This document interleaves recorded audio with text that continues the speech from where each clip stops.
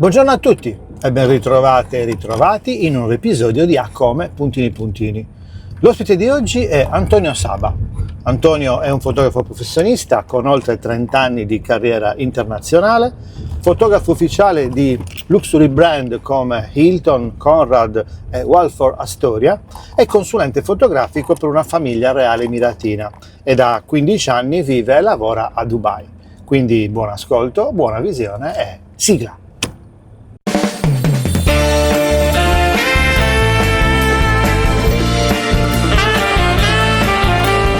Come puntini puntini. Un podcast ideato e condotto da Francesco Congio.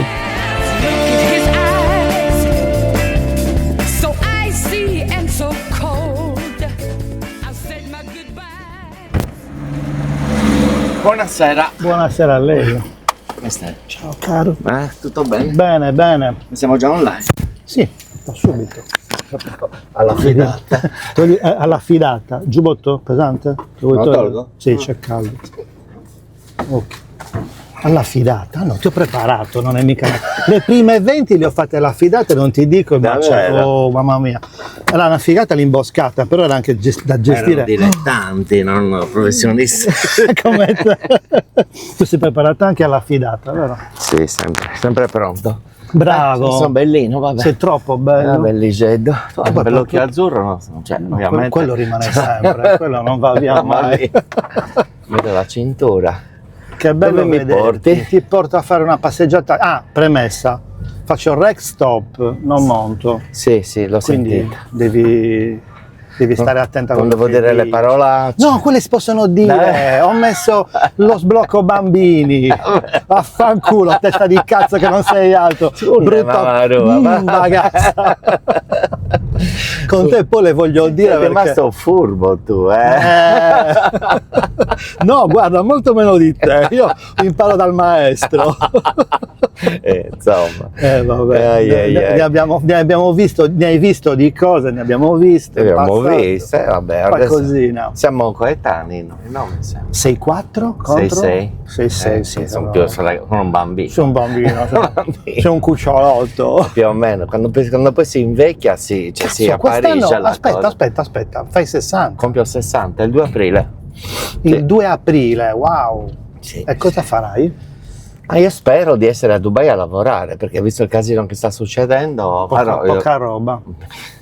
Ma lì la situazione è un po' più calma di quello che sembra da qua. Il problema è arrivarci. Adesso lunedì io ho il biglietto, spero di riuscire a partire. Lunedì si dice che riaprono gli aeroporti domani, oggi. Stavano riaprendo fra ieri e oggi. Io ho mia figlia ad Abu Dhabi. Ah, ma lavora là? Da 2 anni. Cosa fa? Aspetta, ne parliamo dopo. No, perché è vero che io mi sono dimenticato. Bravo. No, dopo parliamo di tutte le cose nostre, private, sono cose sue. No. Lavora lì comunque, anche non parliamo del contingente, che comunque è una cosa un po' del fastidiosa. Continente però. Dell'incontinente. Come sei a continenza? Ancora reggo. Ancora reggo anch'io. Un po' di prostatina la sento, però leggera. Tranquillo, per ora, insomma. Ma lascia perdere. Di salute tutto bene? Salute è tutto bene, anche queste cose non è che possiamo fare il display grande. Giusto, basta, finito, scusa, è vero. Allora, io ti ho presentato, ho fatto un incipit di un paio di secondi, ti ho descritto come un fotografo professionista con esperienza internazionale, oltre 30 anni di esperienza internazionale. Quasi 40 ormai. Porca miseria. Poi ho detto che sei abbastanza introdotto nel mercato luxury o luxury, come si dice? Luxury. Mm-hmm. Hai lavorato per brand come Hilton, Conrad, Waldorf Astoria, Peninsula. Peninsula. Li ho fatti quasi tutti, poi in maniera più continuativa. Che sono, aspetta, perdonami per gli spettatori, che sono ovviamente alberghi di lusso, marchi relativi alla hospitality prevalentemente, okay? Sì. Hospitality in tutto il mondo, partendo dal Peninsula, che è un brand molto di nicchia ma molto alto, cioè una suite a Parigi costa 35.000 euro a notte. Mamma mia. Quindi stiamo parlando di top.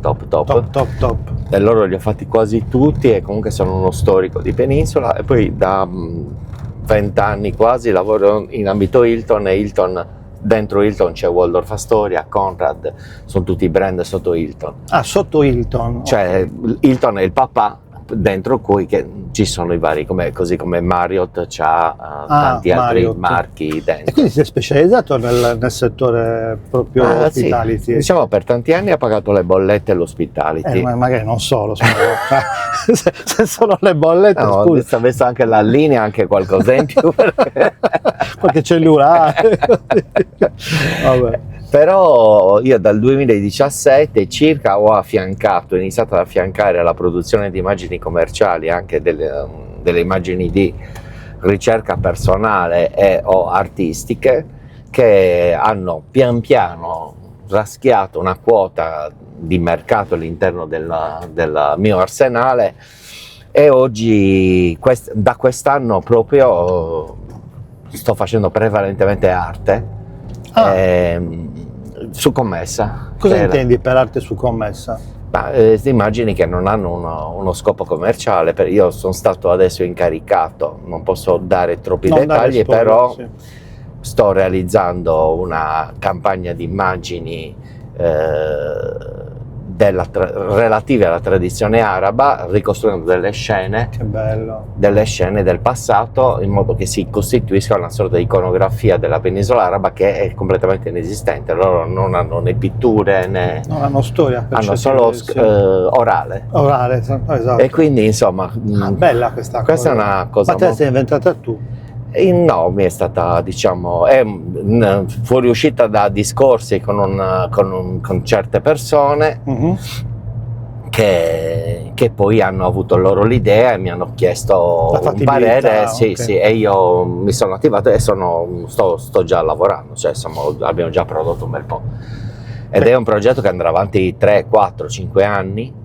Bello. Sì, se ne stanno affiancando altri, sempre per questo ti sto dicendo che quest'anno in particolare la fotografia commerciale, anche l'anno scorso, ho fatto un mezzo passo indietro per lasciare spazio a questo tipo di produzione, che è un po' il mio punto d'arrivo. Cioè il goal vero è questo, capito? Bello, bello. Perché E ti appartiene, perché questo fatto del fare cose nuove, del discutere, tu mi stai descrivendo la situazione in cui un cliente, chiamiamolo così, che poi è un partner a questo punto, ma comunque un cliente ti propone delle cose e tu ci metti del tuo, che è tipico tuo, ovvero quello di non ubbidire pedissequamente al datore di lavoro, che potrebbe essere un cliente che ti dice mi servono queste cose, falle così. No, mi cercano anche per questo. Esatto. Cioè, io ho l'esecuzione del layout lì, anche per questo la fotografia commerciale la sto facendo solo quando mi danno carta bianca. Anche, esatto. Cioè, io 1 anno e mezzo fa ho fatto l'apertura, ho fotografato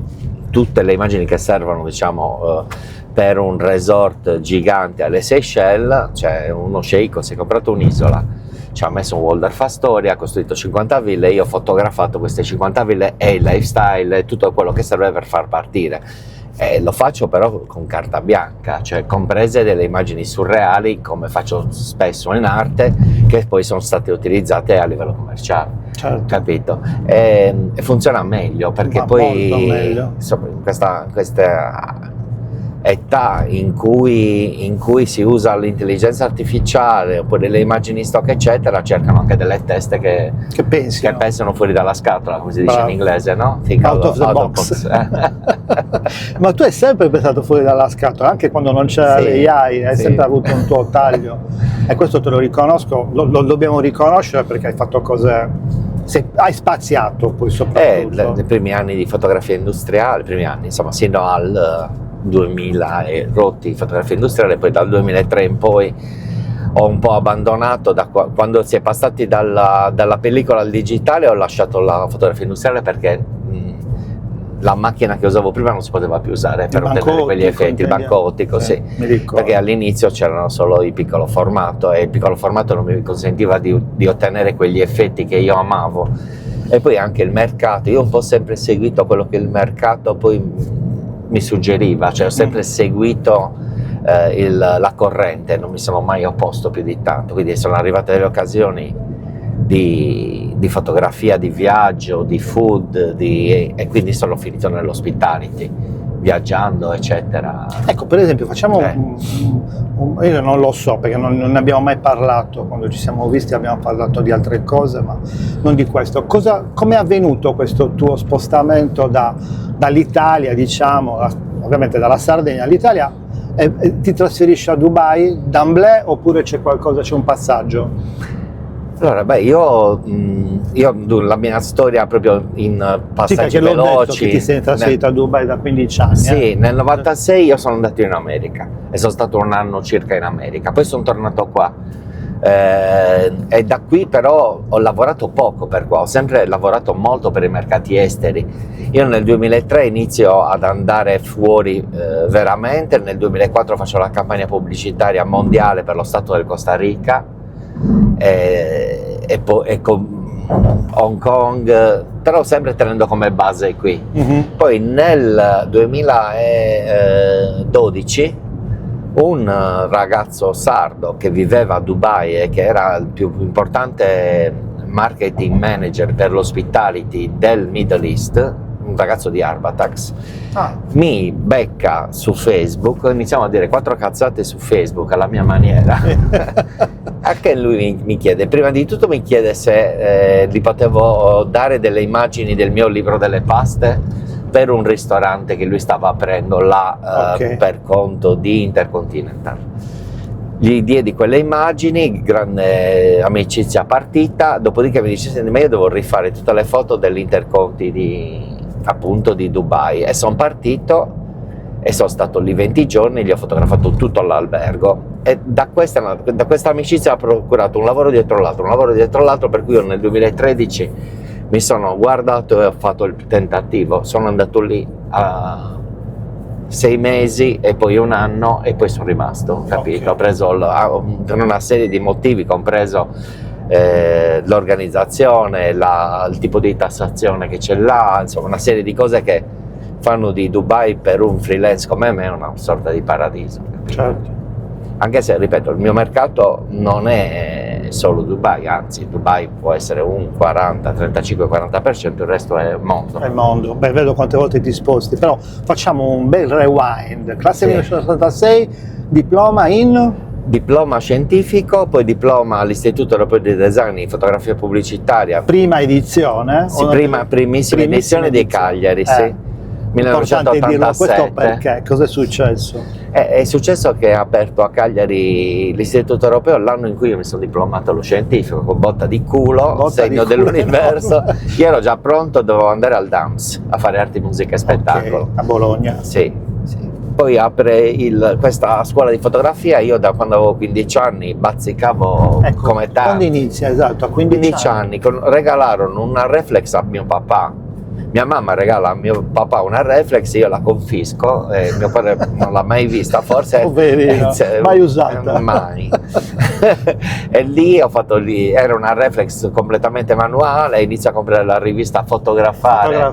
Poi Progresso Fotografico, faccio insieme a un compagno di classe le solite stampe in bianco e nero che si fanno, però nasce una vera passione. Ma ti metti anche a sviluppare? Anche a sviluppare, camera oscura? Camera oscura, bianco e nero da ragazzino, ovviamente. E poi dopo anche colore, quando ho fatto l'europeo. Mi ricordo. Sì, il Ford FP4, HP5. Che figa. La questione è vera, è che io sono sempre stato un po' di testa uno che aveva bisogno di esprimersi, aveva un'urgenza espressiva, visuale, poi tra l'altro perché io ho una memoria fotografica, eccetera, però non so disegnare e quindi la fotografia ha colmato questo bisogno. Io in qualche maniera sono riuscito a esprimermi col mezzo fotografico perché non sapevo disegnare, capito? E poi appunto questo segno che apre l'Istituto Europeo, vado a fare il colloquio con Peter Portner che mi fa fettine, però mi fa iscrivere. Cioè io pensavo di essere il re della fotografia al colloquio, mi ho fatto capire che non sapevo nulla. Cazzo. Era un cazzo. Peter Portner, svizzero, che era uno degli insegnanti top di Milano. Sì, credo di sì.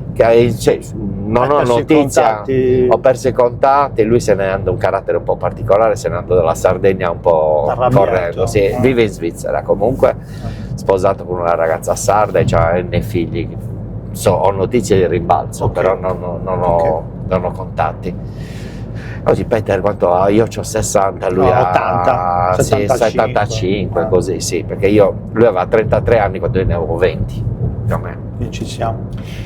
E quindi niente, è stata... Dopo l'istituto europeo, che poi, diciamolo, ha sfornato un bel po' di professionisti. Sì, alcuni, cioè, per esempio c'è Roland Halbe, che è uno dei più bravi fotografi di architettura al mondo, tedesco, era il mio collega con cui sono costantemente in contatto, è venuto a trovarmi a Dubai, insomma siamo molto amici. Pierluigi De Sì che vive e lavora a Cagliari, insomma ce n'è diversi, non tutti sono diventati fotografi. No, in diverse discipline anche, cioè, grafica, Daniele Pani, Manuel Puzzolo, Daniele Ledda, Manuel Puzzolo, Alessia Usai, cioè soprattutto in grafica tanti, e tutti molto bravi, tra l'altro. Grafica pubblicitaria, poi fotografia, ma non c'era ancora design forse. C'era architettura di interni, Pier Bandini, come si chiama? Pier Giorgio Bandini, Giorgio Bandini, sì. Pierfranco Bandini.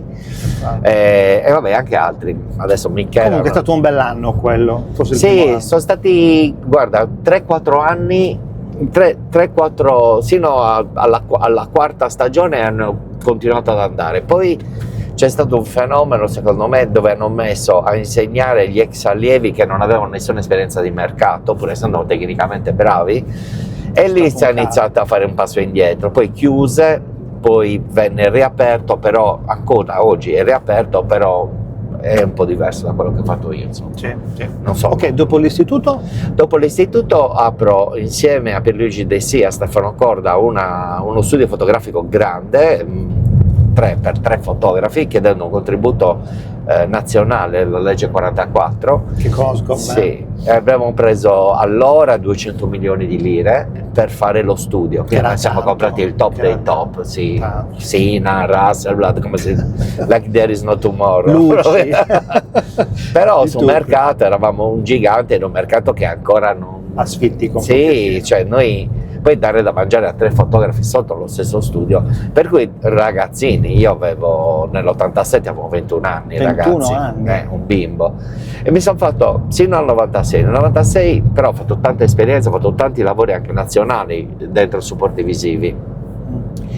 Nel 96 me ne vado in America col sogno americano, ho fatto tante esperienze anche lì, però non ero, anche se avevo 30 anni. Quanto hai fatto in America? Ho fatto un annetto, ma non ero... Ma proprio sei andato a lavorare? Sì, a Los Angeles. Specificamente, cioè avevi... Sono andato per vivere lì, con il supporto di una famiglia americana che è la mia famiglia americana, tutt'oggi sono legatissima, li sento non quotidianamente ma quasi, comunque vado spesso a trovarli o vengono loro qua, sì. Era a casa di questo grande musicista che si chiama Emil Richards, che adesso non c'è più, però è morto qualche anno fa, in tarda età, aveva 87 anni. Tuo padre praticamente. Sì, adottivo, chiamiamolo così. Mio papà, diciamo, adottivo, oppure mio fratello, come lui preferiva. Fratello. Però io sono piombato in questa casa, in casa di questo grandissimo musicista, quindi mica capitava, telefonò un certo Clint per parlare con Emil non c'era, gli dico guarda ti faccio richiamare più tardi, poi scopro che era Clint Eastwood. Ma dai! Sì, ma dai. Tom Waits. Waits. Sì, sono andato a cena con George Harrison dei Beatles, Tom Petty e Jim Kerr. Quindi sono piombato in questo mondo che era i miei miti giovanili. Meraviglia. Però i fratelli Porcaro, dei Toto, erano continuamente Porcaro, in casa. Sì, sì, adoro. Ed è stata una finestra gigante, però non ero pronto, non ero maturo come professionista a affrontare un mercato come quello degli Stati Uniti, ero confuso, avevo troppe specializzazioni, non ci capirono nulla, feci qualche lavoro e poi anche per questioni d'amore me ne tornai qua. Quindi sposato, 2 figli meravigliosi, adesso sono grandi. Quanto c'hanno adesso? Lorenzo ha 20 anni, compie 21, Elena ne ha 26, ne compie 27. Sono uno in Giappone a fare l'università a Tokyo, letteratura giapponese. Questo ragazzo, lei? Lui. Lui parla correntemente giapponese. Mamma mia. Sì, dal Covid in poi si è studiato il giapponese. Questo ragazzo è l'unico italiano ad aver vinto una borsa di studio particolare. Ma che bravo, cavolo. Sì, è stata una roba allucinante. Sei fiero? Molto, perché poi se l'è fatta tutta da solo, di nascosto quasi. Come di nascosto? Cioè, nel senso che nessuno sapeva, noi pensavamo stesse ai videogiochi, invece questo studiava giapponese, conosce 3000 kanji, legge e scrive correntemente. Cioè, 3000? Kanji sono gli ideogrammi. Figurati, non capisco un cacchio. Gli ideogrammi. Ma davvero? Sì, sì. E adesso è lì. E cosa sta facendo? Ha fatto il primo anno propedeutico che ha passato a pieni voti, adesso gli hanno consentito di scegliere e si è iscritto all'università normale di letteratura giapponese. Porca Insieme ai puttana. giapponesi, capito? Porca puttana. Lorenzo? Elena? Sì, Lorenzo. Elena invece è architetto, si è laureata l'anno scorso a ottobre, mi pare. A Cagliari qui? No, a Milano, al A Milano, Politecnico. ok. E adesso lavora a Roma presso lo Studio Valle, è il suo primo impiego, quindi sta anche imparando, okay. Sì, è pagata per insomma quello che è, ed ha la vita davanti adesso per imparare a fare. Che bello. No, i figli, guarda, veramente Bella sono soddisfazione, bravo. molto contento, molto Bello. contento. Sposato, 2 figli, e cosa fai dopo America? Dopo l'America torno qua, faccio la mia vita di vagabondo, facendo, per esempio, sono stato uno dei lavori più belli che ho fatto in lunghi. Ho lavorato per 5 anni al CERN, andavo tutti i mesi a fotografare le varie fasi dell'esperimento. Avevo visto questa foto. Sì, dell'esperimento Alice di Zikiki, uno di quelli sul Big Bang, interpretato però tra l'altro alla mia maniera, quindi anche lì carta bianca, facevo le mie cose creative industriali. E finimmo dopo 5 anni con un libro che si chiama One Millionth of a Second After the Big Bang, un millionesimo di secondo dopo il Big Bang, con tutte le mie foto e i testi del CERN, e impaginato da Stefano Asili, il nostro amico carissimo, buon animo. Povero Stefano, sì. Grande Stefano. Grande, molto contento di aver fatto quel progetto insieme a lui, il libro è meraviglioso. Questo è uno dei tanti lavori, poi appunto come dicevo il Costa Rica, poi la collaborazione con le riviste milanesi, girando mezza Europa, andando a fotografare food e viaggi, poi Sardegna Ricerca nel 2009, io ti sto nominando un po' i game changer, cioè i milestones. No, le pietre miliari, sì. Le punti importanti. Beh, il CERN secondo me è stato un punto di svolta probabilmente. Beh, a livello internazionale, anche perché certo, c'è un po' di arte e un po' di tecnica, nel senso che comunque stiamo parlando di punti di vista, di cose industriali o comunque scientifiche che dovevi rivedere un po' coi tuoi occhi. Certo, io venivo dalla mostra Visionaria Industria, che era stata vista appunto dai capetti del CERN in qualche maniera, dall'INFN di Cagliari, che poi le faceva vedere ai capi del CERN, rimasero colpiti dal mio occhio sull'industria e mi proposero questo progetto qua. Poi io feci la mostra che si chiamava La bellezza della fisica col Dipartimento di Fisica di Cagliari, e anche quello, là dentro iniziarono a esserci alcune immagini del CERN, e poi è partito proprio questa collaborazione che è finita con il libro di cui parlavo prima. Poi diciamo proprio dopo il CERN io ho iniziato a fare altro, cioè iniziare a mollare la fotografia industriale, perché questa cosa che dicevo prima, che il banco ottico era sempre più difficile utilizzarlo perché non si riusciva a sviluppare le pellicole, stavano chiudendo tutti i servizi. È iniziata l'era del digitale, e il digitale è iniziato ad avere una qualità interessante anche ai miei occhi, che ero viziatello dei 4x5 pollici, dei 10-12. Vedi bene i dettagli, mamma mia, se li vedi bene ti fa incavolare. E quindi ho dovuto sbisogate diagonali, mamma mia, spinte. Ti ricordi gli anni della SEPT, no? Certo.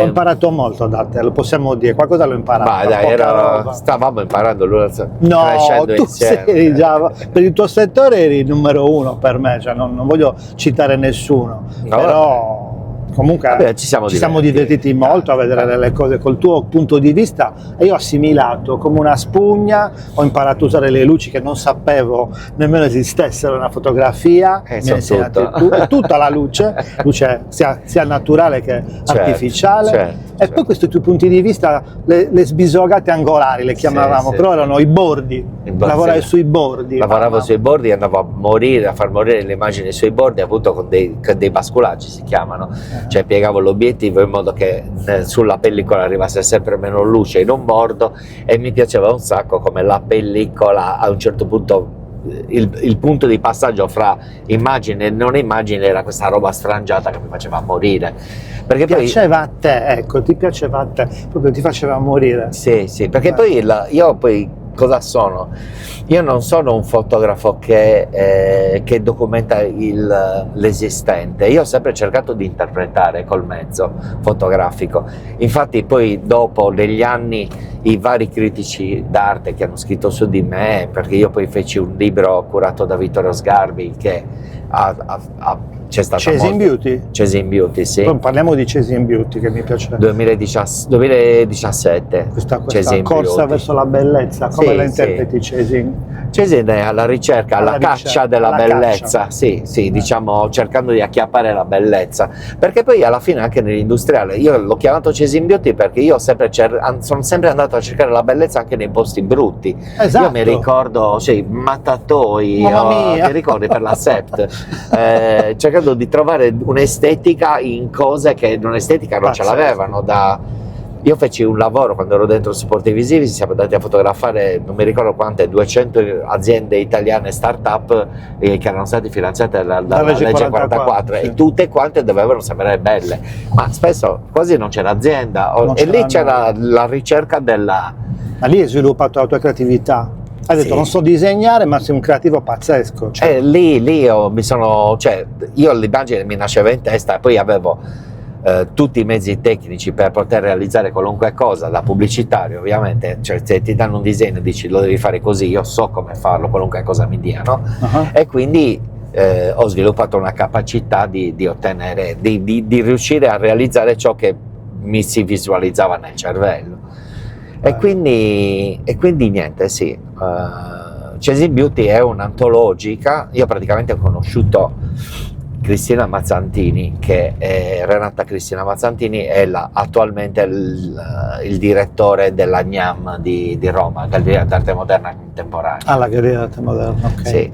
Cristina rimase colpita dal mio lavoro, soprattutto l'ultima fase, quella onirica, che poi dopo ci arriviamo, e mi ha proposto di fare un'antologica. Quindi siamo andati indietro nel tempo, abbiamo creato un libro, bel libro fotografico grande, di quelli grossi, con 3 capitoli che si chiamano La memoria, il viaggio e il sogno. Mhm. E quindi la memoria sono le immagini fatte in Sardegna, ma anche i primi viaggi nel Mediterraneo, quindi Marocco, eccetera. Poi c'è il viaggio, che sono la parte in cui ho iniziato a viaggiare per conto delle riviste che mi hanno mandato a mezzo mondo, compreso Shanghai, eccetera. E poi il sogno è io a un certo punto ho iniziato dal 2016 circa 2017, però avevo già fatto qualcosa, le immagini fatte al convento di San Giuseppe, quando avevo preso delle pecore e le avevo messe in questo salone, ricordo, bellissimo. capito? E lì c'è anche Vittorio Sgarbi, una foto. No, Vittorio Sgarbi nel libro di Chasing Beauty, Chasing gli Beauty. feci il ritratto con la capra. Con la capra, Sì, me lo sì, ricordo. sì, anche quella è una mia idea che poi lui si è usato, capito? Se l'è usata, porca miseria.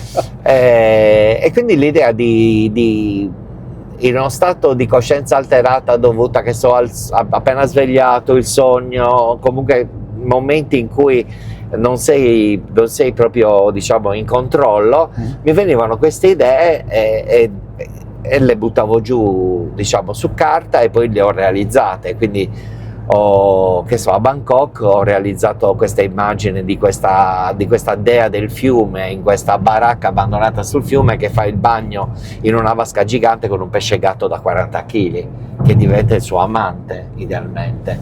Cioè, hai trovato il pesce gatto. Sono andato ero a Bangkok, ho girato per i mercati di Bangkok alla ricerca di un pesce gatto molto grande. Era morto? Era morto, sì, era morto, però sembra vivo. Messo nei frigoriferi del peninsula di Bangkok sino al giorno dopo in cui Tutto quello che ti viene in mente te lo facevano fare? Sì, no, beh, ma questo era la mia produzione. Io mi sono trovato... Ah, per te, ok, Sì, erano cose tue. Questo Ok. è Chasing Beauty, quindi io avevo... Certo, no, stavo pensando, quando ho detto penisola, ho detto stava lavorando per quello, no. No, era un no, lavoro io tuo. diciamo con Penisola c'è un rapporto un po' particolare, per cui sono stato un mese loro ospite mentre preparavo la mostra di Bangkok, appunto Onirismi, si chiama Onirism, Sì. la mia prima mostra, diciamo dreamlike, questa onirica, la feci a Bangkok e realizzai 3 immagini per la mostra di Bangkok, 2 immagini dedicate a Bangkok per la mostra di Bangkok, e sono questa e poi la foto dell'astronauta che si cala in un vicolo di Bangkok, un vicolo in cui c'è una 600 abbandonata. Ecco, questa fase qua è una fase importantissima per me, perché mi ha definito come fotografo surrealista, cosa che ancora... Surrealista. Sì, sì, perché sono immagini dove succede sempre qualcosa di surreale, di assurdo. In genere parto dalla location, poi la location la digerisco, ci penso eccetera e ci faccio succedere qualcosa di assurdo, come per esempio uno degli esempi più eclatanti è un'immagine del 2022, quindi abbastanza recente, è questa grotta meravigliosa, Quella blu, la grotta blu? sì, Sanurre de Saoe a Oliena. A Oliena, ok. E questa grotta in cui avviene questo fenomeno che solo a giugno entra questo raggio di luce da questo buco che c'è in alto alla grotta. La grotta è altissima, è grande come il Duomo di Milano. Quindi solstizio quasi... Solstizio, e c'è questo fascio di luce che entra nella grotta solo a giugno, a mezzogiorno o giù di lì. Deve essere quella... E siccome la grotta è rossa, all'occhio umano risulta blu questo fascio, cioè è proprio blu.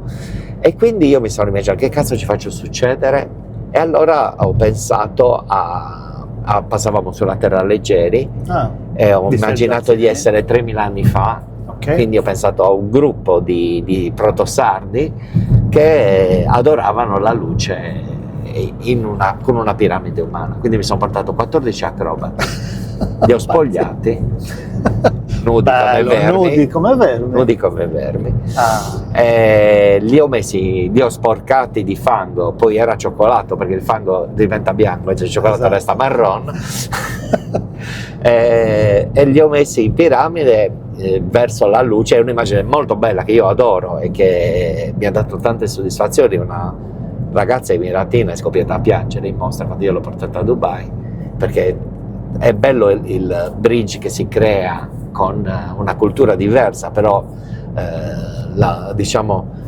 la divinità ce l'abbiamo tutti dentro, la nostra è una, la loro è un'altra, che poi è lo stesso Dio, perché le religioni monoteiste ovviamente guardano lo stesso Dio con uno storytelling diverso. Ovviamente. E lei è scoppiata a piangere. Per me è stata una roba pazzesca, cioè io mi sono commosso anche io, perché nel 2023 faccio la mostra a Dubai, un altro milestone gigante, faccio una mostra personale presso la Galleria Fondri in Mar Boulevard, nel boulevard più importante davanti alla Dubai Opera. Per un mese c'è stato il mio lavoro onirico, 17 pezzi, ed è stato bellissimo perché è uno statement importante, un sacco di stampa, un sacco di lavoro dopo, perché ogni volta che facevo la mostra poi arriva un sacco di lavoro. Ah beh, allora va benissimo. Ho venduto diversi pezzi, perché, e niente, quindi questo, guarda, io ovviamente sono molto contento di come sta andando, di come è andata. Sono uno che ha fatto pochi compromessi o zero, perché sono molto testardo. L'importante era riuscire a mantenere una linea che mi permettesse di galleggiare economicamente sempre, ed è andata più o meno bene, nel senso che oggi bene, cioè, da quando sono a Dubai molto bene, non ho più avuto nessun problema, però era importante non prostituirsi al mercato più di tanto. Questo è un argomento molto importante, perché è facile prostituirsi, è facile dire di sì quando vorresti dire di no, poi è facile. È sbagliato, poi perché poi dopo le contraddizioni poi non torni più indietro, no, una volta che ti comprometti, hai detto bene, la parola è giusto, certo. Non prostituirsi, che è un termine un po' brutto perché chiaramente abbraccia altri argomenti, però di fatto è il compromesso, cioè accettare quello che ti chiedono e non metterci del tuo, che invece ci vuoi mettere. No, ma anche seguire la propria linea. Io per esempio nel 2014-2015 ho avuto un'offerta da una personalità molto importante di Dubai, un regnante, per diventare una sorta di insegnante di fotografia strapagato, e io ho rifiutato quel tipo di opzione totalizzante.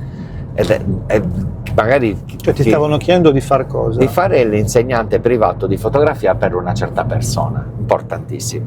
Non era compatibile col tuo lavoro? No, e l'ho reso compatibile con, trovando la maniera per poterlo fare, cioè dicendo sì, sono disponibile 2 volte alla settimana, però quando ho delle commesse e altro per un si mese. blocca, e lo stesso voi, se avete degli impegni, non siamo vincolati. E questo alla fine ha chiuso il cerchio, però le prime telefonate che arrivarono erano molto, dice, non possiamo tornare con un no, capito? Ho capito. Quindi cioè, bisogna anche cercare di tenere una propria linea. Poi io con questa persona adesso ho un rapporto splendido, siamo amicissimi con questa persona, e gli ho recentemente curato il libro che ha fatto con Assulin, quindi stiamo parlando di una persona che poi è cresciuta tanto anche come fotografo, e quindi sì, bisogna, se devo dare un consiglio ai ragazzi e ai giovani, è seguire la propria passione, non fare quello che conviene e basta, ma seguire la propria passione, perché poi appunto, come si dice, se tu lavori per la tua passione non lavori neanche un giorno, insomma, come si dice. E poi tenere duro e credere in se stessi e provarci, insomma. Poi cioè il discorso del posto fisso sia una pagina 1, ma capito? no, è 0. Noi siamo a pagina 0. Sì, io e te siamo due pazzi. Però ripeto, se uno c'ha, che so, pensa di scrivere bene, che provi a fare lo scrittore, capito? Cioè, non è che siccome sei in Sardegna è più difficile, alla fine oggi poi in questo contesto globale. Hai detto una parola, adesso voglio aggiungere una piccola cosa. Hai detto passione. Sì. Sto tirando un po' il filo di questi termini che mi piacciono da morire, ovvero passione, talento e vocazione. Quindi la passione è una cosa che può essere anche passeggera, mentre invece la vocazione, la chiamata che hai dentro di te, e il talento sono le cose che sai fare. Sì, tu avevi come talento, avevi forse il senso visivo, la capacità di visualizzare le cose. Il tuo talento è questo. Sì, il vero superpotere è quello. Il superpotere è questo. Sì. La vocazione è stata un po' quella che ti ha permesso di realizzare le opere che hai fatto, e la passione è stata l'industriale, il CERN. Sì, però sempre la fotografia. Sempre la fotografia, certo. Ci mancherebbe, non sei andato a fare altro. No. Però io amo moltissimo anche la musica, però ed è un altro grande passione. milestone, però non ho gli strumenti, non ho coltivato, non è andata così. E va bene così. Io credo molto nella sinestesia, per cui sinestesia, quindi la capacità di dare emozione a prescindere dal mezzo artistico che tu utilizzi. Hai capito? Perché io ho fatto un evento a Dubai in cui ho accostato dei profumi alle mie immagini. Ma bello! Ho fatto creare dei profumi apposta da un naso che ho lì a Dubai, è bravissima. Cinzia, sì, molto brava. Italiana. Un naso, scusatemi, ma noi parliamo di cose che conosciamo. Cos'è il naso? Chi è il naso? Il naso è la persona che crea profumi. Il profumiere? Sì, diciamo. Si chiama naso. Si chiama naso, sì. È stato un gioco divertente, abbiamo lavorato su. E poi come l'avete realizzato praticamente? Ma c'era la mia mostra in piedi. Ok. Lì abbiamo scelto 10 immagini, delle 17, e io ho fatto un lavoro con lei per trovare, diciamo, un meccanismo. E poi tecnicamente veniva fuori l'aroma, il profumo. Sì, io facevo dorare con gli occhi chiusi il profumo a una certa persona, e poi gli facevo vedere l'immagine insieme tutta una volta. Eravamo in buio completo, scendevo un occhio di bue sull'immagine una volta che dopo che la persona o le persone sì. Per esempio l'immagine di cui parlavamo prima, che c'è questo fascio blu ed è un'immagine molto spirituale, abbiamo creato un profumo a base di incenso. Capito? Incenso è un profumo freddo per me, quindi quel blu, e però è anche molto mistico, capito? Ovviamente è un lavoro di gioco, certo. Poi puoi fare lo stesso gioco con la musica, applicandola a un'opera fotografica o anche a un quadro, perché nella musica c'è il ritmo, c'è il colore, ci sono tante cose che ci sono anche nelle opere. Per chi vive le opere di pancia, non dal punto di vista solo tecnico, visivo, ma io compongo con la pancia, capito? Cioè, col cervello rettile quasi. Col cervello rettile. Esatto. Tiri fuori il tuo... Ma sì, perché la foto salta fuori quando fa click, compongo, metto in ritmo le persone, i colori, le luci, eccetera, e quindi il meccanismo compositivo è un po' simile a quello che può essere quello di un musicista, o comunque accostabile a quello. Come la vedi la fotografia? Il futuro della fotografia? Ma oggi è un momento.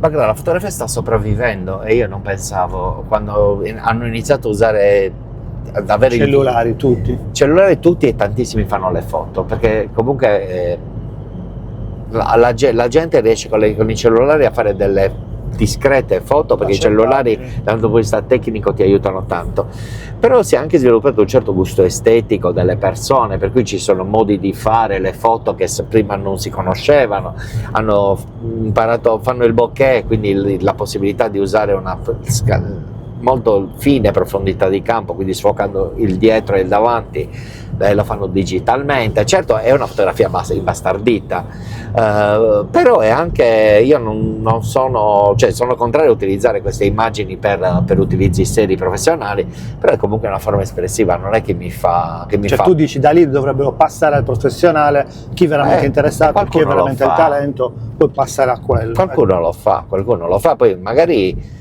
anche se non so se i cellulari dureranno altri 20 anni, perché troveranno un altro modo con i wearables di comunicare, verrà soppiantato, non lo so. Ma già adesso gli occhiali, gli auricolari, oppure qualche chip inserito. Perché è scomodo questo oggetto sempre in mano, quindi si troverà, credo, la maniera, io probabilmente non so neanche se la vedrò, però la fotografia, io vedo tanta gente che si appassiona sempre di più, vedo un sacco di gente che si compra anche qualche piccola macchinetta per giocare.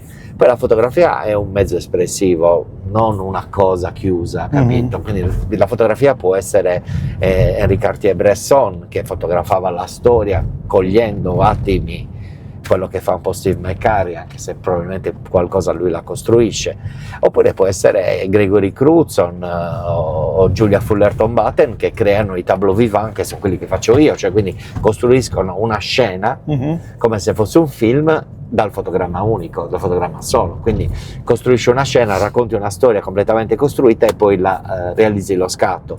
Fotografia è tante cose, quindi cioè, la fotografia continuerà a esistere. Oggi esistono i reel, che sono dei piccoli filmini, e anche quella è una forma espressiva, capito? Io non ho, poi ovviamente alla mia età, dopo con la mia esperienza, non ho paura di nulla, no? Ma cioè, quello che faccio io, comunque la gente, appunto, io sto creando una memoria dell'heritage arabo, e fra 200 anni ci sarà un museo con le mie foto. Io ho finito, io ho già vinto, capito? Hai già vinto adesso, esatto, capito? Perché questo è un progetto, mi hai detto, di 5 anni, hai pensato? Ma io ho immaginato per il momento un primo batch di 30 immagini, si riesce a realizzare una, massimo 2 foto al mese, perché c'è tanta preparazione, sì. Quindi io penso che andremo a 3-4 anni per questo primo progetto, poi ce n'è un altro che non ti dico neanche il titolo perché non posso, che è altrettanto figo, o meglio te lo dirò dopo in privato, mi dispiace. Ma dico, questi sono tutti i progetti che stai condividendo, ma c'è una buona parte tua creativa sempre. Sì. Cioè loro ti danno l'input e poi io ho carta bianca. Ma che figata! Questo vale, io questo sono vale. Il re. Sono il re. Sei il re. Ovviamente devo essere coerente con l'epoca, eccetera, eccetera. E presento Ti sei messo a studiare? Mi sono messo a studiare, ma sono circondato di esperti. Sono circondato di esperti. Circondato da esperti, che figo. Cioè io ho fatto una delle foto sui profumi, perché facevano i profumi in casa, no? e avevo un espertissimo profumiere storico arabo che mi ha raccontato delle cose ed è venuto vengono sempre sul set a controllare che non stiamo facendo cazzate, cioè Rolex non ce n'è al polso. Esatto.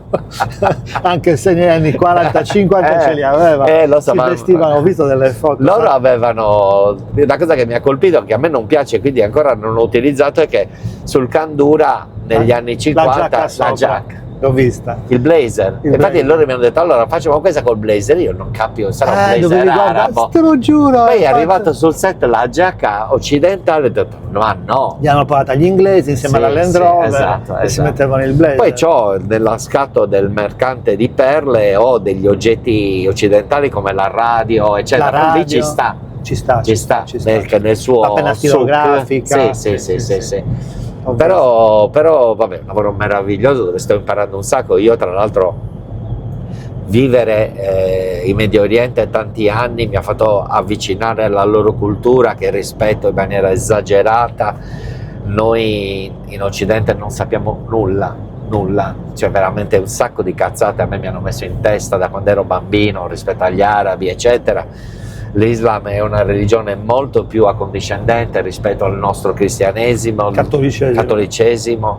Sì, anche sono più ma loro mi rispettano in quanto cattolico, assolutamente. Cioè, Cristo è uno dei profeti per loro, non è il figlio di Dio, ma è uno dei profeti. Vale quasi quanto Maometto. Maometto vale di più perché è l'ultimo, è quello che ha scritto il Corano. Il Corano è stato dettato a Maometto dall'arcangelo Gabriele, lui, Gibril. Quindi ci sono tutti i legami. È la stessa, cioè è uno storytelling diverso, costruito dall'uomo, ma poi alla fine l'anelito verso la divinità è identico.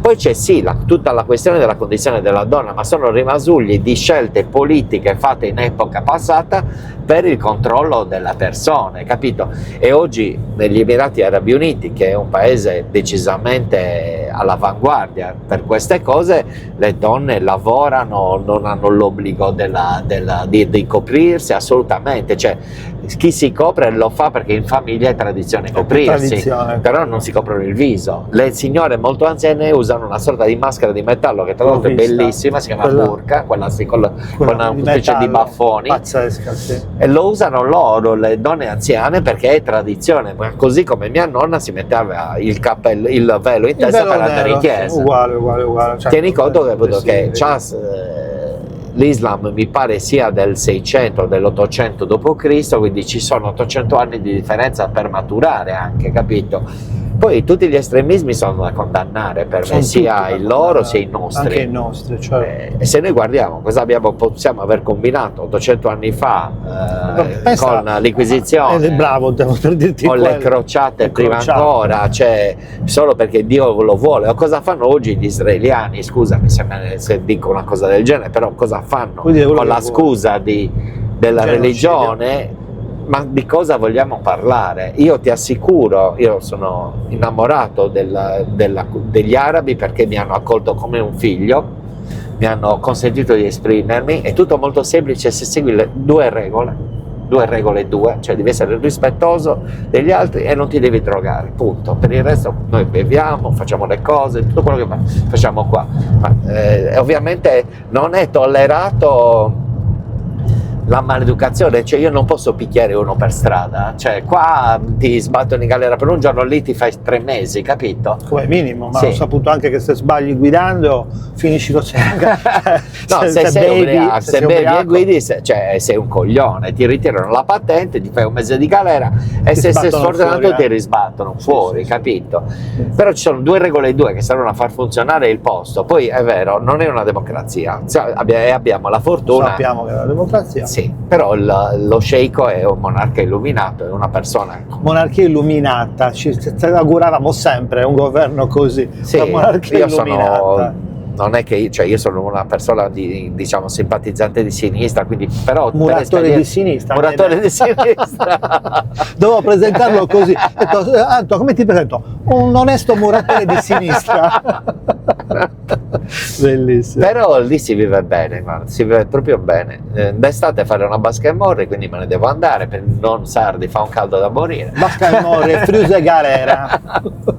Però Ecco, io sono come freelance. vivi bene lì? Si vive da Dio, perché è tutto molto organizzato, c'è un po' di traffico adesso perché la città è cresciuta tanto e Ho stanno visto il traffico, costruendo. c'erano congestioni pazzesche. Sì. Abu Dhabi meno. Abu Dhabi è molto meno perché molto c'è più meno abitanti. Ma a ed volte è- dico, ma dov'è la gente? Non c'è nessuno in strada. Pazzesco. Case, tantissime case, però ho detto a Miki, guarda un po' di giorno, dimmi se ci sono sedie fuori. No, No. papi, non ce ne sono. E di notte, luce accese e tutto buio. E Allora allora, mi sa dov'è il che non sono vissuta. No, Abu Dhabi è diversa perché è molto spread, non è concentrata, capito? Sì. Sono tanti piccoli E stanno costruendo quartieri. ancora una marea di Sì. roba. E a Dubai anche. Io Dubai? dove Ah, abito no. adesso, 3 anni fa non c'era nulla, era deserto. Pazzesco. Però guarda, veramente non esiste o quasi la burocrazia. Non esiste? No, È quasi. tutto semplice. Tutto veloce. semplicissimo, tutto online, una cazzata. Io faccio solo una dichiarazione IVA che è al 5% ogni 3 IVA? mesi. C'è solo l'IVA lì? C'è l'IVA, c'è una corporate tax che però è abbastanza virtuale, almeno per Cioè noi. tu fatturi 100, paghi di questo 100 2%, 5%? Non paghi niente. Non paghi Se, niente? se tu fai, allora funziona così: 5% di IVA, ok? Per cui partita di giro. quello Ma fai che- le fatture? Faccio le fatture. Ok, Ogni fai 3 mesi fai la 100 più dichiarazione. 5%. Più 5%. Ok. Poi fai a fine, ogni 3 mesi fai la dichiarazione e paghi se c'è uno scompenso rispetto a quello che hai acquistato, rispetto a Ma quello quindi che c'hai entrate e uscite, cioè hai i costi Certo, e ricavi? io ho una licenza. Ma sì. quindi tu ti butti dentro benzina, macchina, affitto, Affitto dello studio nel caso, ma comunque attrezzato. collaborazioni, attrezzatura, certo, tutto, certo, ok. tutto quanto. Quindi fatto il bilancio ti rimangono il 30 su 100 di utile? No, No, perché se stiamo parlando di IVA paghi lo scompenso. no, IVA sì, ma di tasse? Allora, la tassazione funziona così: da un paio d'anni hanno messo la corporate tax, che è obbligatoria solo se raggiunge un certo livello di fatturato. livello di fatturato. Io l'ho raggiunto quel livello di fatturato, per cui ho aderito alla corporate tax, che però è una tassa, diciamo, per uno come me abbastanza virtuale. Allora, la corporate tax ti dice che tu, superati i 100.000 euro più o meno di utile, Mhm. non di ricavi, Di utile. di utile, tu dopo i 100.000 euro di utile paghi il 9% dopo, cioè su 200.000 euro di utile paghi il 9.000 euro, ok? Di cosa stiamo parlando? Questa è la corporate tax, Sì. però pensa ancora meglio, c'è una legge che si chiama Small Business Relief, quindi come si può tradurre? Piccolo, il sollievo del piccolo business, Sì. per cui se tu nei 3 anni precedenti alla dichiarazione dei redditi che stai facendo oggi non hai mai superato anno per anno, non complessivamente, 750.000 euro di fatturato, cioè se io nel 2024 o nel 2025 non ho mai superato 700.000 euro di fatturato, non pago proprio nulla, anche se pago zero. Quindi di fatto per business come il nostro non si pagano le tasse. Ma allora questo sistema economico come si regge secondo te? Allora, noi paghiamo sicuramente, vabbè, io pago la licenza, ma è una cazzata, pago circa 2.500 euro all'anno di licenza. Una licenza hai Sì. dovuto? Ma per fare il fotografo? Io sono fotografo, produzione, diciamo, cinematografica, C'è una teco fotografica. anche lì, quindi c'è una teco anche lì. La Cosa vuol dire teco, teco? c'è un registro di tutte le attività, in Sì, base sì. all'attività paghi a una seconda, licenza. Ah, ok. tu ti devi registrare in Cos'è la teco? Sei fuori dall'Italia Non da ho una idea, vita. non ho idea. Ok. E poi non è registrata per free zone, per cui io sono, per esempio, la mia azienda è basata a Dubai Media City e io sono un freelance di Dubai Media City con una licenza che mi permette di fare 3 cose: l'artista, il fotografo e produzioni, per cui io posso fatturare un grafico, posso fatturare un make-up artist, anche perché Ok. Ah, questo ok. è quello che queste sono le mie 3 specialità che coprono tutto. Poi le tasse vengono pagate, che so, dagli alberghi, perché non sono in free zone e loro pagano, non so bene quanto, come, perché, però pagano le tasse. Ok. Però non pagano le tasse chi lavora per l'albergo, non pagano le tasse e gli stipendi, Ok, per cui l'albergo si detrae gli stipendi e paga sull'utile. capito? perfetto. Pagano Quindi le- è un generare tanti costi alla fine, un po' all'americana, che tu incassi 1000 ma se ne spendi 1000 non paghi nulla. Esatto, certo. Però spendi qualsiasi cosa, mangiare, bere, cioè vivere. In America ti potevi portare gli scontrini? No, io no. Tu no? Io no. Ah, ok. Io no. Ok. Cioè devono essere spese relative al business. Ovviamente, inerenti al business. Sì. Poi io non sono ferrato sugli altri, Tu sai il sugli tuo. alcolici la tassa era il 100%, adesso l'hanno abbassata, per cui le Ah. tasse di importazione sono serie, cioè, Sono serie. su molte cose, sulle bevande zuccherate è il 100%, perché sono anche di salute. Ah, bravi, intelligenti. Ovviamente poi loro guadagnano, Dubai guadagna tanto da immobiliare. Ah, ti voglio chiedere una cosa, perché mia figlia ha fatto la sorpresa, siamo andati a Dubai a vederla e quindi arriviamo nella piazza famosa, dopo che fai tutto il mall che era enorme. Ma lì sotto il Burj Khalifa? Sì, Ok. no, sotto il Burj Khalifa, non me lo ricordo, Ok. perché esci e vedi il ponticello e poi a destra il Burj Khalifa. Ok, vabbè, sì, eri sotto il Burj Khalifa. Sì, sotto lì, ma che arrivi dopo il Dubai Mall, praticamente. Perché esatto, Dubai, io non avevo idea dove mi stesse portando. Ah. Quindi quando sono uscito, bam, un Sì. colpo assurdo. 840 metri di... Quello più tutti quelli intorno. Sì. Chi è quel signor Hermes? Come si Alabar. chiama? No. Emar. Eh? Emar è l'azienda. Emar, chi è il signor Emar? Si chiama Alabar. Si chiama Alabar ed È è un padrone emiratino. di tutti quei palazzi. Sì. Di tutta Diciamo, Dubai. lui è la sua azienda, sì. Ha No, costruito- non di tutta Dubai, perché allora i due costruttori più importanti a Dubai sono appunto Emar e Dubai Holding, che è lo sceicco. Ok. Ok. Emar chi è invece il signor Emar? Emar è il signor Alabar, è un altro emiratino grosso, Porca miseria. ma non è fra gli uomini più ricchi di Dubai. Fra i 5 uomini più ricchi di Dubai due sono indiani, capito? Ah, Cioè c'è ok. Lulu Hypermarket che ha supermercati in tutto il Middle East ed è indiano e sta a Dubai.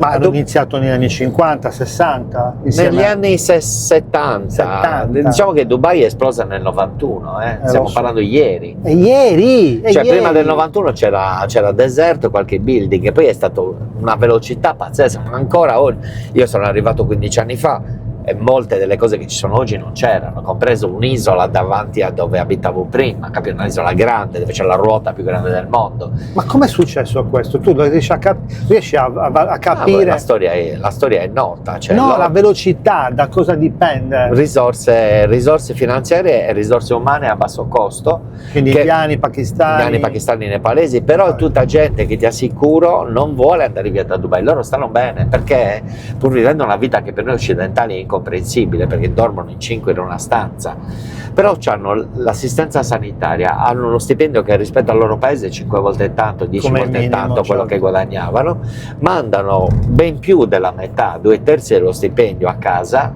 e sono più o meno contenti perché stanno vivendo i loro sogni e pensano poi di migliorare. Cioè i possono riders migliorare?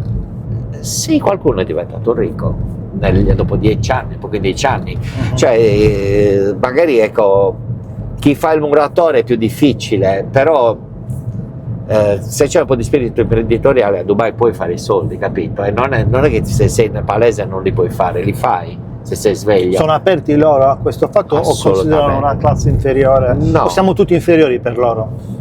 Ma guarda, noi siamo Ma a visti... livello concettuale, eh? Sì, noi expat siamo visti bene perché siamo il segreto del loro successo. Loro sanno, c'è un grande rispetto anche per gli indiani, perché l'indiano c'è l'indiano poverissimo e c'è l'indiano ricchissimo, più ricco di loro. Capito? Geniale. Ci sono... gli indiani noi li prendiamo un po' in giro perché hanno una cultura diversa dalla nostra, per cui per esempio hanno un senso pratico molto diverso dal nostro. Ci sono storie che fanno morire dalle risate, che fanno delle cose assurde, però assurde per noi, per loro magari no, Normale, capito?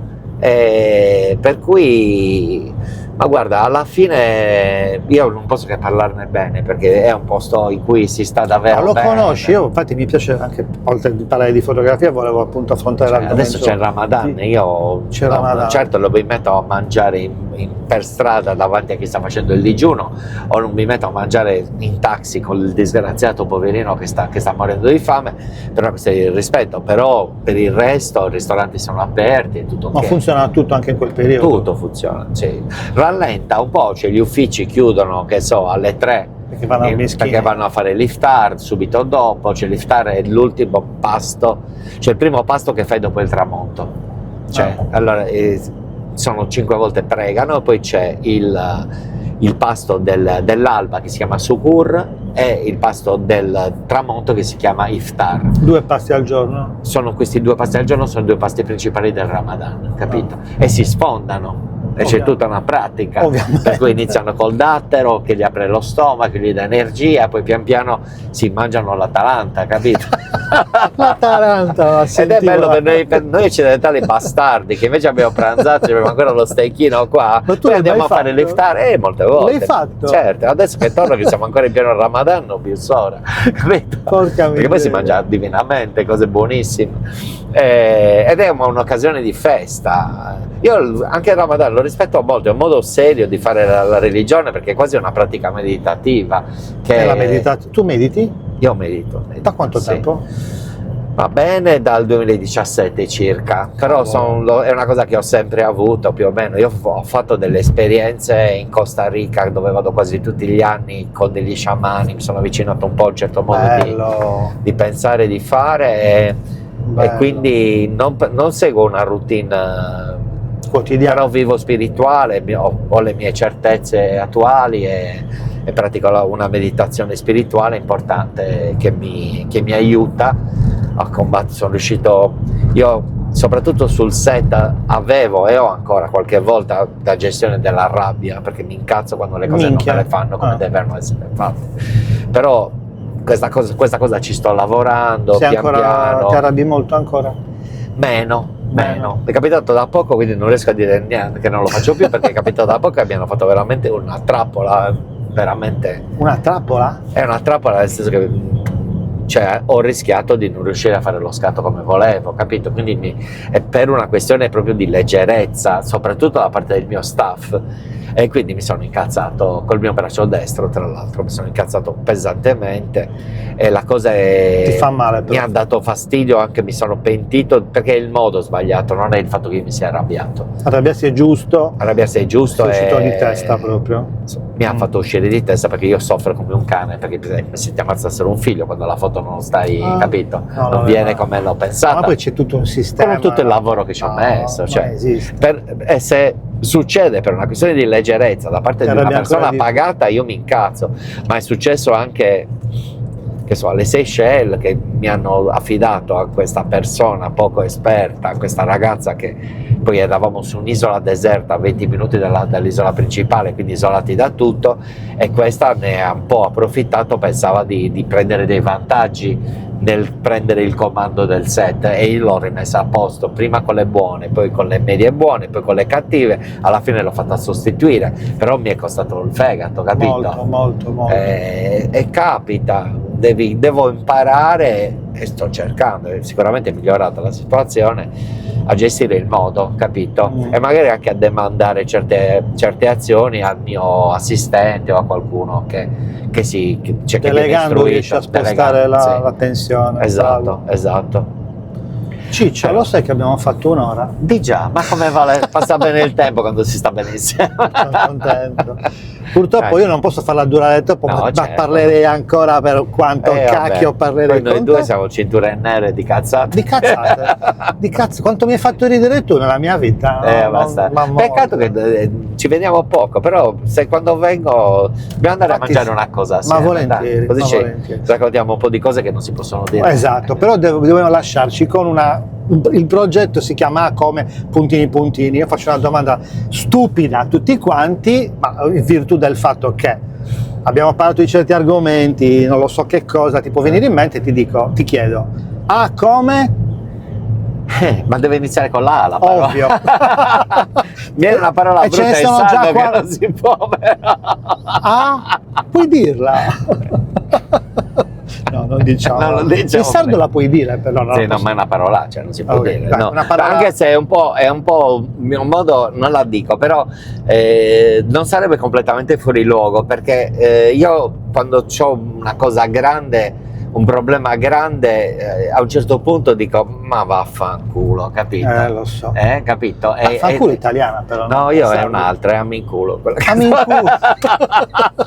La possiamo dire? Vabbè, non è quello. Come assolversi. Wow, Sì. assolversi non c'è. Fammelo È controllare. bella, no? Che ne ho 40. Come assolversi, No, perché non c'è. nel senso di volersi bene, capito? Di Bella. piacersi, di non avere troppe aspettative di se stessa, seguire le cose, capito? Boh, mi è venuta così, poi non so. Assolversi. Assolversi. Mi piace. È un po' clericale questo Ma assolversi. che cosa che io proprio Tu sono non hai, esatto, anticlericale. sei un muratore di sinistra e quindi Sì, no, coi ti preti, assolve, coi uomini preti ho un peccati. problema personale proprio, guarda. Con che cosa? Coi preti.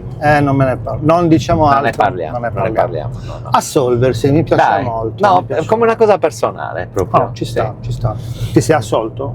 Sì, è per forza, per questo che sto bene. Bravo. Io mi sono assolto e ho messo in equilibrio la mia vita negli ultimi anni, dal 2017 in poi ho fatto delle scelte finali, 2017 è stata guardando la- a me, sì, Mm. guardando a me, piano piano ho sconvolto il mio mondo, ma cercando di fare meno male possibile alle persone, però mi sono Beh, riequilibrato. un sano, piccolo, naturale, umano egoismo. Ma sì, ma anche Ci perché poi vuole. le cose poi intorno ti funzionano di più. Girano Tutto qua. meglio quando Sì. dici la verità di quello Sì, che vuoi sì. veramente. Ho smesso di ottimizzare in funzione di che cosa poi alla fine, Bello. capito? Quindi ovviamente ci sono un po' di stelle polari che sono importanti, tra cui appunto il successo dei figli che cerco di aiutare. Salute è successo. Salute. E anche cercare di fare meno danni possibile alle persone che ti stanno intorno, godendoti una vita più bella che puoi e dando, insomma. un sacco di Ecco amici. l'argomento di cui volevo parlare, ma Va parliamo bene. la prossima volta. Siamo 105. 105 era sulla bellezza, perché Chasing Beauty mi piace molto questa frase, ma mi piace molto Guarda, che hai io usato aggiungo- bellezza. Sì. Mm. No, la bellezza è importante, la bellezza Cazzo, salva il fondamentale. mondo. Sì. Salverebbe il mondo se ce ne fosse di più di bellezza. Guarda, Ma- fai passare qualche mese, io non, che so, vabbè, a giugno è troppo presto, però magari a fine anno prossimo ne Facciamo la un'altra, seconda, facciamo ma appunto volentieri. 2. tanto. Allora, arrivederci con Antonio per la prossima puntata. Io ti ringrazio e salutiamo tutti. Ciao, per gli amici Ninni a Cagliari. Ninni a Cagliari, Saba. Ninni Saba, però fuori da Cagliari Antonio Saba. Ciao a tutti. Ciao. on his face. He's just a snake in the grass.